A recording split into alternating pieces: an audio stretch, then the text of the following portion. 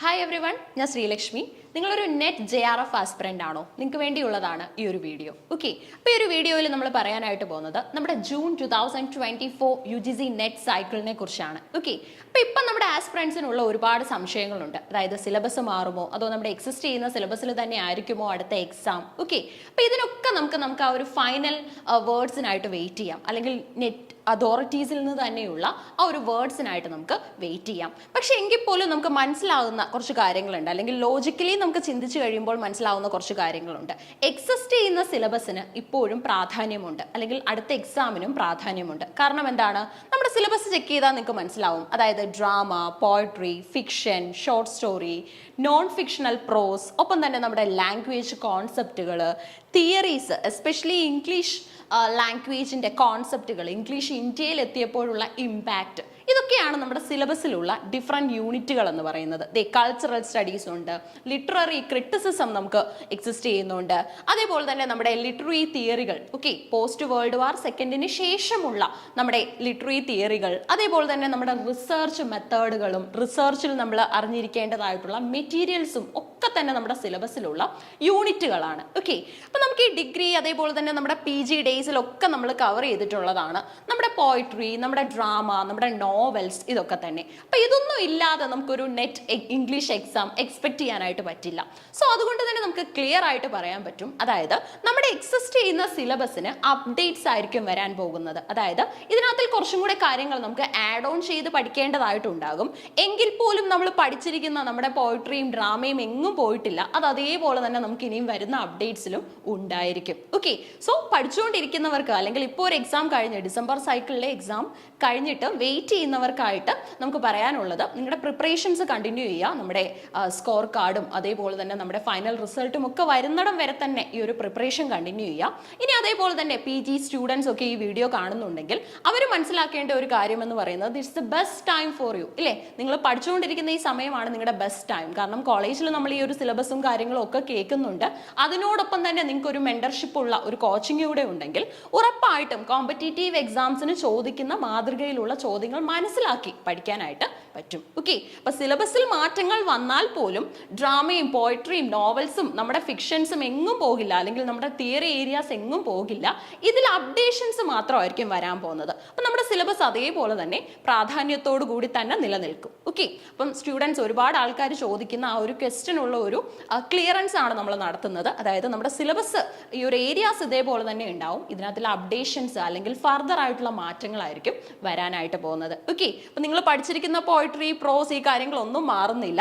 ഇനി അതേപോലെ തന്നെ നമുക്കറിയാം, ഒരു യൂണിറ്റ് എടുക്കുകയാണെങ്കിൽ ഇതേ നോക്കി, ഡ്രാമ എന്ന് പറയുന്ന ഒരു യൂണിറ്റ് നമുക്ക് ഇവിടെ കാണാൻ പറ്റും. അല്ലേ, ഈ ഡ്രാമയിൽ തന്നെ നമ്മൾ വേൾഡ് പോപ്പുലർ ആയിട്ടുള്ള നമ്മുടെ വേൾഡ് ലിറ്ററേച്ചറാണ് പഠിക്കുന്നത്. അതായത് American drama, Indian drama, European, post colonial, ഇതെല്ലാം തന്നെ നമുക്ക് അവിടെ പഠിക്കാനുണ്ട്.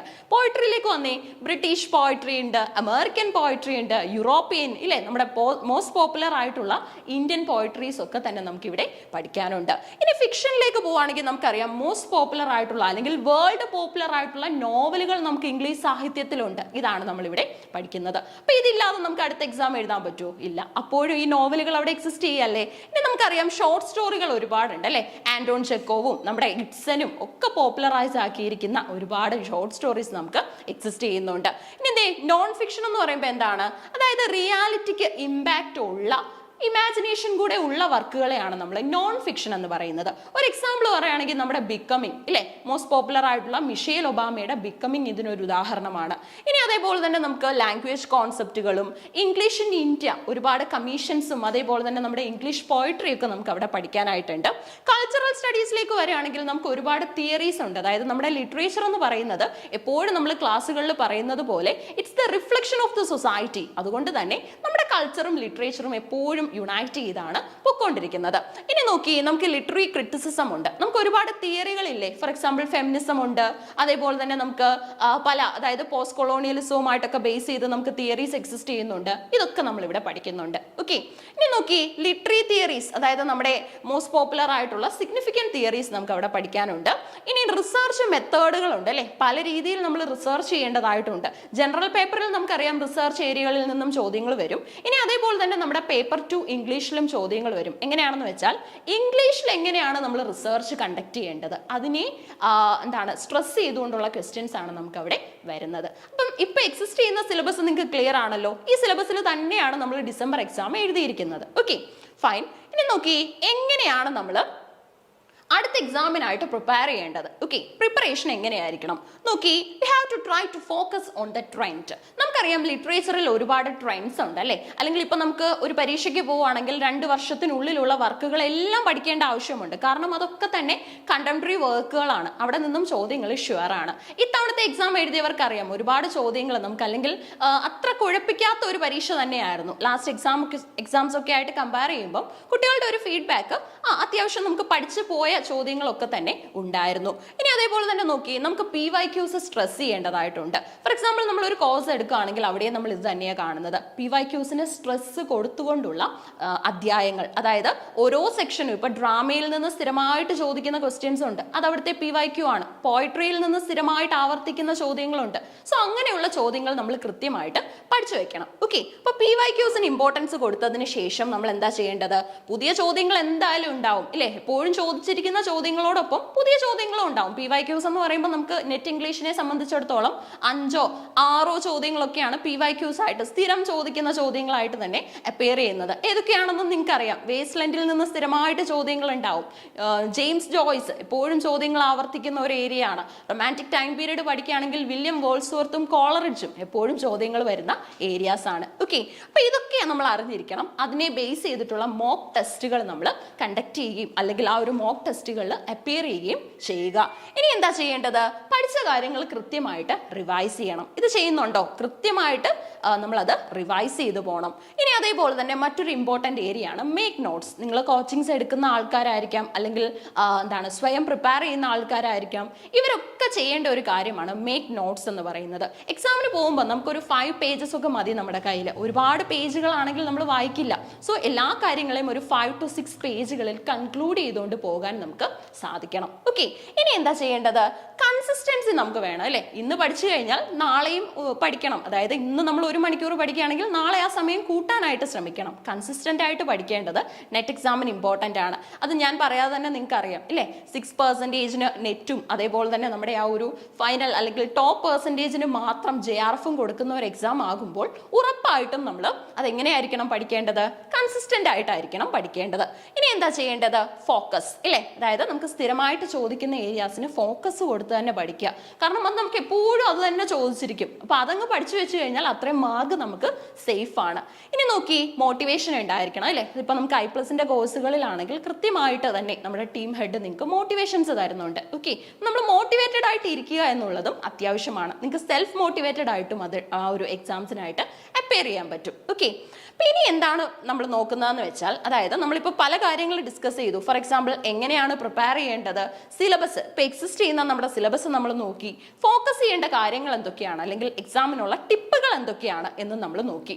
ഇനി നമ്മൾ നോക്കാൻ പോകുന്നത്, അതായത് നമ്മുടെ സിലബസിൽ എന്തെങ്കിലും അപ്ഡേറ്റ്സ് വന്നാൽ തന്നെ പ്രാധാന്യം അർഹിക്കുന്ന ഒരു കാര്യത്തിനെ കുറിച്ചാണ്. ഇത് നോക്കി, ഇവിടെ 10 ഏജുകൾ നമുക്ക് കാണാൻ പറ്റും. അതായത് ഏജ് വൈസ് ഇംഗ്ലീഷ് ലിറ്ററേച്ചർ ആണ് ഇവിടെ നിങ്ങൾ സ്ക്രീനിൽ കണ്ടുകൊണ്ടിരിക്കുന്നത്. ഓക്കെ, ഇപ്പൊ I+ന്റെ കോഴ്സിൽ നമ്മൾ ബിഗിനിങ്ങിൽ തന്നെ കൊടുക്കുന്ന ഒരു ഫീച്ചർ ഇതാണ്. അതായത് ഏജ് വൈസ് ഇംഗ്ലീഷ് ലിറ്ററേച്ചർ 10 ഏജുകളെ കുറിച്ച് പഠിപ്പിച്ചതിന് ശേഷമാണ് നമ്മുടെ സിലബസിലേക്ക് നമ്മൾ പോകുന്നത്. ഇതിന്റെ ഒരു ഈസി വേ എന്താണെന്ന് ചോദിച്ചാൽ, ഇപ്പം ഓൾഡ് ഇംഗ്ലീഷ് പീരീഡിൽ എന്താണെന്ന് ചോദിച്ചാൽ ഉറപ്പായിട്ടും ആ കുട്ടികൾക്ക് പറയാൻ പറ്റും നമ്മുടെ കാറ്റ്മോനും സൈനി വൂൾഫും ഒക്കെ ചേർന്ന് പോപ്പുലറൈസ് ചെയ്ത ബിയോവൂൾഫ് അടക്കമുള്ള വർക്കുകൾ ഉള്ള ഒരു യൂണിറ്റ് ആണെന്ന്. ഇനി നമ്മുടെ സെക്കൻഡ് യൂണിറ്റിലേക്ക് വന്നേ, മിഡിൽ ഇംഗ്ലീഷ് ഇല്ലേ. മിഡിൽ ഇംഗ്ലീഷ് പഠിക്കുമ്പോൾ നമുക്കറിയാം അവിടെ ജെഫ്രി ചോസറിന്റെ സിഗ്നിഫിക്കൻസ് ഉണ്ട്, കാൻഡംബറി ടെയിൽസ് ഉണ്ട്, ഈസ്റ്റ് മിഡ്ലാൻഡ് ഡയലക്റ്റിന് പ്രാധാന്യമുണ്ട്. അപ്പൊ ഇതൊക്കെ നിങ്ങൾ മനസ്സിലാക്കുന്നത് ഈ ഏജ് വൈസ് ഇംഗ്ലീഷ് ലിറ്ററേച്ചർ പഠിക്കുന്നതിലൂടെയാണ്. ഇനി എന്നെ നോക്കി, റെനൈസൻസ് എന്ന് പറയുമ്പോൾ നമുക്കറിയാം ഒരുപാട് കാര്യങ്ങൾ വരുന്നുണ്ട്. ഫോർ എക്സാമ്പിൾ നമ്മുടെ ജാക്കോബിയൻ, കാരോലൈൻ, എലിസബത്തിയൻ, ഇങ്ങനെ ഒരുപാട് പീരീഡുകൾ അതിന്റെ ഭാഗമായിട്ടുണ്ട്. വില്യം ഷേക്സ്പിയർ ഈ സമയത്തെ ഗിഫ്റ്റഡ് ആയിട്ടുള്ള ഒരു ഡ്രമാറ്റിസ്റ്റ് ആണ്. ഒരുപാട് മോസ്റ്റ് പോപ്പുലർ കോമഡീസും ഡ്രാമാസും ഫോർ എക്സാമ്പിൾ നമ്മുടെ ട്രാജഡികളും ഒക്കെ തന്നെ എക്സിസ്റ്റ് ചെയ്യുന്നുണ്ട്. ഇനി നോക്കി, നിയോ ക്ലാസിക്കൽ പീരീഡ്. നിങ്ങൾക്ക് പറയാൻ പറ്റുമോ നിയോ ക്ലാസിക്കൽ ടൈം പീരീഡിലെ ഒരു റൈറ്ററിനെ ചോദിച്ചാൽ? നമ്മുടെ ഡ്രൈഡനും പോപ്പും ഒക്കെ ഈ സമയത്തുള്ള പോപ്പുലർ റൈറ്റേഴ്സ് ആണ്. ഓക്കെ, ഇനി നമ്മൾ പോവുകയാണെങ്കിൽ നമുക്ക് റൊമാൻറ്റിക് പീരീഡിൽ എത്താൻ സാധിക്കും. റൊമാൻറ്റിക് പീരീഡ് എന്ന് പറയുമ്പോൾ തന്നെ നമ്മുടെ വില്യം വേൾഡ്സ്വർത്തും ST കോളറിഡ്ജും ഒക്കെ ചേർന്ന് പോപ്പുലറൈസ് ചെയ്ത ഒരു ടൈം പീരീഡ് ആണ്. അവരുടെ മ്യൂച്വൽ ആയിട്ടുള്ള ഒരു കോൺട്രിബ്യൂഷൻ നമുക്ക് എക്സിസ്റ്റ് ചെയ്യുന്നുണ്ട്. ഏതാണത്? ലിറിക്കൽ ബാലഡ്സ് ഇല്ലേ, ലിറിക്കൽ ബാലഡ്സ്. ഇനി അതേപോലെ തന്നെ ഈ ലിറിക്കൽ ബാലഡ്സിൽ നിന്നും മറ്റൊരു ചോദ്യം വരാറുണ്ട്. പ്രിഫൈസ്, ലിറിക്കൽ ബാലഡ്സിന്റെ പ്രിഫൈസ് തയ്യാറാക്കിയത് ആരാണെന്ന്. അത് വില്യം വേൾഡ്സ്വർത്ത് ആണ്. ഓക്കെ, ഇനി നോക്കി Victorian time period. Victorian time പീരീഡിന്റെ പ്രാധാന്യം എന്താണ്? നമ്മുടെ ഗ്രേറ്റ് എക്സിബിഷൻ അല്ലെങ്കിൽ വിക്ടോറിയൻ ടൈം പീരീഡിലെ ഏറ്റവും ഇമ്പോർട്ടൻറ്റ് സിഗ്നിഫിക്കൻ്റ് ആയിട്ടുള്ള വിക്ടോറിയൻ പോയിറ്റ്സ് ഒക്കെ തന്നെ ഈ സമയത്താണുള്ളത്. ഇനി ഒന്ന് നോക്കി എഡ്വേർഡിയൻ ടൈം പീരീഡ്. എന്തുകൊണ്ടായിരിക്കും ഈ പീരീഡിന് എഡ്വേർഡിയൻ ടൈം പീരീഡ് എന്ന് പേര് കിട്ടിയത് അറിയാമോ? എഡ്വേർഡ് 7th ആയിരുന്നു ഈ സമയത്ത് റൂൾ ചെയ്തിരുന്നത്. ഇനി ഒന്ന് നോക്കി നമുക്ക് ജോർജിയൻ പീരീഡ് കാണാൻ സാധിക്കും. ജോർജ് 5th ആയിരുന്നു ഈ സമയത്തെ റൂളർ എന്ന് പറയുന്നത്. നോക്കി മോഡേൺ ടൈം പീരീഡ് നമുക്കറിയാം, വിർജീനിയ വുൾഫും TS എലിയറ്റും ഒക്കെ ചേർന്ന് പോപ്പുലറൈസ് ചെയ്ത ഒരു സമയമാണ്. ഓക്കെ, ഇനി അതേപോലെ തന്നെ നമുക്ക് പോസ്റ്റ് മോഡേൺ പീരീഡ് കാണാനായിട്ട് സാധിക്കും. പോസ്റ്റ് മോഡേൺ പീരീഡിന്റെ പ്രത്യേകത ചോദിക്കുകയാണെങ്കിൽ ഒരുപാട് ഫ്രഞ്ച് തിയറിസ്റ്റുകളെ ഒക്കെ തന്നെ നമ്മൾ ഡിസ്കസ് ചെയ്യുന്നത് ഈ ഒരു പീരീഡിലാണ്. ഓക്കെ, അതും സിഗ്നിഫിക്കൻ്റ് ആണ്. സോ ഏജ് വൈസ് ലിറ്ററേച്ചർ പഠിച്ചതിന് ശേഷം നമ്മൾ നമ്മുടെ സിലബസിലേക്ക് പോകുന്നതിന്റെ പ്രാധാന്യമാണ് നമ്മൾ പറഞ്ഞത്. ഓക്കെ, ഇതോടൊപ്പം തന്നെ നമ്മൾ അറിയേണ്ട കാര്യങ്ങളാണ്. അതായത് നമ്മുടെ ഫോർ എക്സാമ്പിൾ നമ്മൾ metaphysical poetry, Cavalier poets, university wits ഇങ്ങനെയൊക്കെ കേട്ടിട്ടുണ്ട് അല്ലേ. അപ്പൊ ഇവരൊക്കെ ഏത് ടൈം പീരീഡിലാണ് അല്ലെങ്കിൽ ഇതിൽ ഏത് ഏജിലാണ് വരുന്നതെന്ന് നമുക്ക് മനസ്സിലാക്കാനും ഈ ഏജ് വൈസ് ലിറ്ററേച്ചറിനെ കുറിച്ചുള്ള സ്റ്റഡീസ് നിങ്ങളെ ഹെൽപ്പ് ചെയ്യും. ഈ 10 ഏജുകൾ പഠിച്ചു കഴിഞ്ഞാൽ ഓഫ് കോഴ്സ് നമ്മുടെ ലിറ്ററേച്ചർ നമ്മുടെ കയ്യിലായി അല്ലേ. അതാണ് അതിന്റെ ഒരു മീനിങ് എന്ന് പറയുന്നത്. ഓക്കെ, അപ്പൊ ഈ ഒരു പ്രിപ്പറേഷൻ, അതായത് ജൂൺ സൈക്കിളിന് വേണ്ടി നിങ്ങൾ പ്രിപ്പയർ ചെയ്യുന്നുണ്ടെങ്കിൽ, അതായത് നമുക്കറിയാം ന്യൂ ഇയർ റെസൊല്യൂഷൻസിന്റെ ഒക്കെ ഭാഗമായിട്ട് നിങ്ങൾ നെറ്റ് ക്ലിയർ ചെയ്യാനായിട്ട് ആഗ്രഹിക്കുന്നുണ്ടെങ്കിൽ ഓഫ് കോഴ്സ് നിങ്ങൾക്ക് I+ൽ ജോയിൻ ചെയ്യാം. നമ്മുടെ കോഴ്സുകൾ ഇപ്പോൾ അവൈലബിൾ ആണ്. ഓക്കെ, അപ്പൊ നിങ്ങൾക്ക് ഏജ് വൈസ് ലിറ്ററേച്ചറിന് ശേഷം നമ്മുടെ സിലബസുകളും കവർ ചെയ്ത് ഫർദർ അപ്ഡേറ്റ്സ് വരുന്നതിന്റെ ബേസ് ചെയ്ത് നമുക്ക് ക്ലാസ്സസും ആഡ് ഓൺ ചെയ്തുള്ള ഒരു സിസ്റ്റമാണ് നമ്മൾ ഫോളോ ചെയ്യുന്നത്. അതിലേക്ക് നിങ്ങളെ വെൽക്കം ചെയ്യുന്നു. താങ്ക്